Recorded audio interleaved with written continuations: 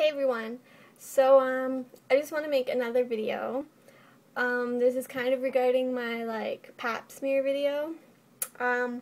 Basically I got my first pap smear done, and now 6 months later I had to get another one because my results were abnormal.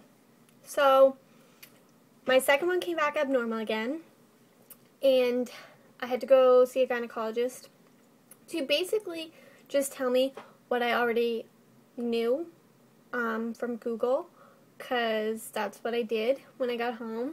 My doctor told me, if it comes back abnormal again, you'll have to go see the gynecologist and get everything checked out to make sure it's not cancer. So obviously you go home and you Google that stuff. Basically, I'm freaking out going to this gynecologist appointment because I think I'm going to get another pap smear, and I do not want one. And this guy was an hour late because he was at the hospital delivering a baby or some shit. I don't know. But yeah, I'm sitting in there, never met this guy. He's an old man. He was there when I was born, sort of thing. And yeah, totally awkward. But I'm waiting there for an hour, and he finally comes in, and then an hour after my appointment time I get in, and he just basically tells me what the next steps are. So this was at the beginning of January. It's the 26th now, and today's Thursday, and on Monday what I get to go and do is get this thing called a colposcopy. I don't know. It sounds and looks like the word colonoscopy. And every time I mention it, people think I'm going to get a colonoscopy. And I'm like, no, nothing is going in my butt. This is going in the other end. So basically, I'm not looking forward to this. His receptionist was really nice, said I could call if I ever had any questions, but she also told me to stay off of Google and don't read things on the internet and stuff, which I obviously went home and did exactly that because I am curious as shit. And yeah, I'm one of those people who thinks they have every syndrome and everything. But I went home and I Googled it, and I shouldn't have done that. Don't do it. But basically, I'm going to explain what it is I'm getting done. So, when your pap test comes back abnormal, and they think it's cancerous or whatever, it may or may not be. Because sometimes your pap test will come back abnormal, and then it will fix itself, and that's why they test again 6 months later, and it might have fixed itself. But sometimes it doesn't fix itself, and that's where they get concerned, because there's a scale from mild, moderate to severe on the cancer level of severity. So basically, he said they may not be cancerous cells, but they are abnormal, and it is in the mild range, so we want to make sure, because if I were to just leave this and ignore it and not continue on with getting tests in 5 to 10 years, if these are cancerous cells, then I will have cervical cancer. So these tests are very important, and if you have to get it done, just go and get it done and over with, because if they are cancerous, they can get rid of it before you end up having to get a hysterectomy or some crazy shit like that. But through talking to people, I realize this happens a lot more than I thought it did to people. This coworker I have, her sister had all this shit done too. So basically, I had to get this colposcopy thing done. I'm just calling it a totally worse pap smear. So what they do, I had to go to the hospital to get this done, because that's where they keep all this stuff. And now this is how he explains it to me, and then I'll show you how Google frightened the shit out of me. So it's like a regular pap smear. They put the thing in you and open you up, and then they use a little camera microscope thing. I don't know how big it's going to be, but they put it in there so they can look at your cervix. And then they're going to paint your cervix, say this is your cervix, with some dye. And then that dye is going to react with the abnormal cells, and they're going to change colors.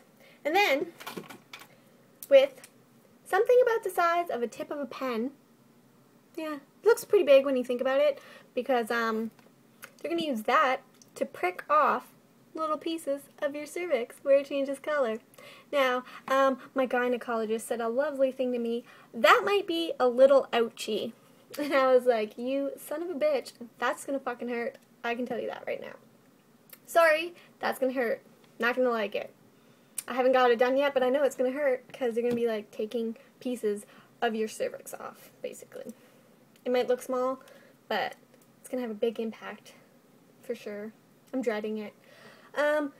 So some things on Google that scared me was I read that they don't lubricate the thing before they put it in you. They just use some water because the lubricant might react and like affect the results. That's not fun. Another thing I read was it can take up to 30 minutes to do. That's not cool. Like, I want to be propped up there with my legs and stuff for 30 minutes.